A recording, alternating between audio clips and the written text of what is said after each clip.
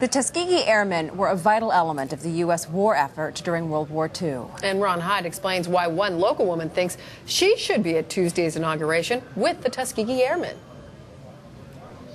His nickname was Smokey.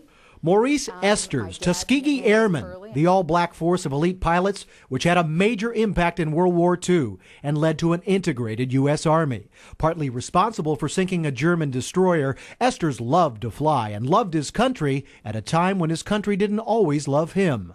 In 1944, his plane received return fire from the Germans, and that's why his plane went down. Esters parachuted out, deployed his dinghy, never rescued. He was missing in action, later declared dead in 1945.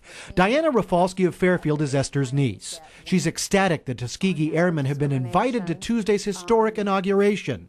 She wants to go but has not been invited and wants to know why her uncle will not be represented. And the fact that he didn't have offspring negates anybody from going there to represent him. Correct. They don't recognize us as a representative for him. And you're his niece. I'm his niece.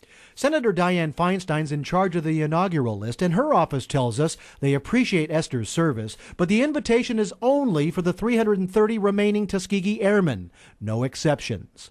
A Purple Heart and a Congressional Medal of Honor are among the items Diana discovered when she opened an old trunk in her garage a few years ago. Upon doing so, she learned she has African-American blood. Never knew. Always passing for white.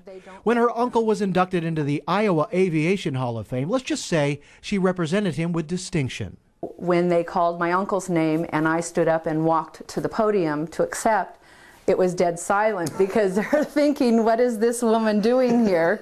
But once I got up there and I was able to explain, then they said, oh my gosh. So, whether she's on hand or not, Diana knows her uncle's efforts helped shape our nation and by extension led to Tuesday's historic inauguration. And of the 400-plus Tuskegee Airmen who fought the good fight in Europe, Maurice Esters was one of 66 who never came home.